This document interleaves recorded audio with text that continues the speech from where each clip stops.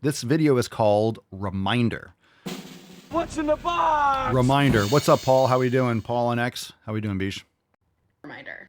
I think we need a little reminder. Obesity bias and skinny privilege are a thing. And the reason why someone who lives in a bigger body might want to use a GLP-1 medication to lose weight is... I'm going to pause this right here. Fam, this video is the definition of a red flag.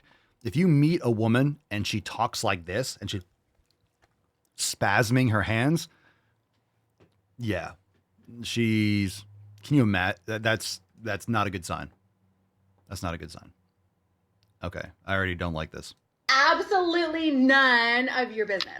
If you've never lived in a bigger body, I would never expect you to understand why someone would use a medication that they could possibly have to be on their entire life to help them lose weight. She's Honestly, like if you have crocheting lived with in her a bigger hands. body, maybe you still don't understand this. And that is fine. You want to know why? Because it's none of your business. People use medication every day to help their chronic health conditions, and obesity is no different. And even if you think obesity is different, even if you think that obesity isn't a chronic health condition and it doesn't exist, guess what? Still none of your business. What a person decides with their team of medical professionals is none of your business. Bottom line, point blank, period. There's nothing else to say. I got 2 different comments from 2 different people today talking about obesity and taking medication for it who didn't know that I ever lived in a bigger body. And it is incredible to me what people will have the audacity to say to someone who they think has been thin for their whole life. Mind blowing. Anyways, that's all I wanted to say. Bye. Wow. Wow. Wow. What you've just said All right. is one of the most insanely idiotic Off to a things rough I've start. ever heard. At no point in your rambling, incoherent response were you even close to anything that could be considered a rational thought. Everyone in this room is now dumber for having listened to it.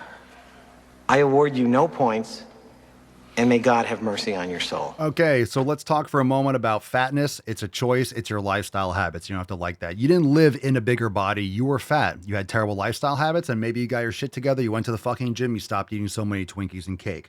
Congratulations. You're eating like an actual human being that has evolved over millennia to eat real fucking food. So people want to medal for doing what they should have been doing.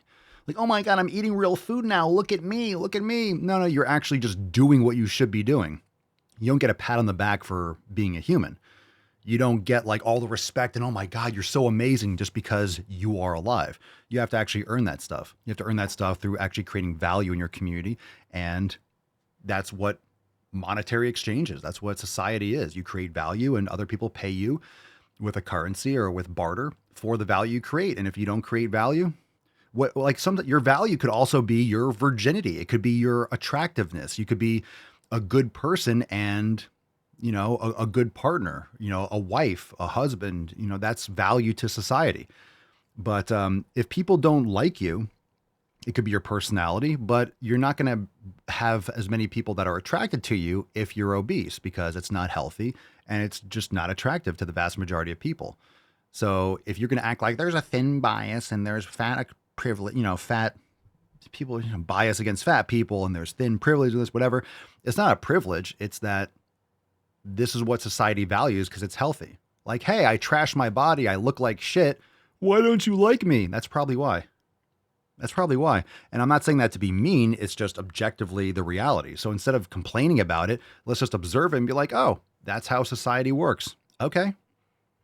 What now? You're complaining about the ground being hard? Oh my God, why is the sky up? I don't know. It just is. It's up. There are clouds up there. It's water vapor. What do you want me to like? You going to complain about it? You going to complain about the clouds? It's a weird thing to complain about. So instead of complaining about reality, why don't you adapt and just take better care of yourself? Oh my God, the horrors of exercising and moving your physical body and eating real food. Oh no. Oh no. Oh no. So complicated to not be a fat fuck. All right. Well, that was great. But of course we know black people can't work out because black people can't get IDs. Black people don't know how to get to a gym. Black people don't know where the gyms are. We know that, right? right? That's what the Democrats want you to think, right? Black people can't get IDs. They can't go to the gym. They can't find the gym. There are no gyms. I see a lot of gyms in predominantly black areas. I see a lot of gyms. There's tons like Planet Fitness and LA Fitnesses and 24 Hour Fitness. There's tons of gyms. I see black people working out all the time. So again, stop patronizing people. Stop making excuses for people. We're fine. And we're not going to put up with your bigotry anymore. So shut the fuck up.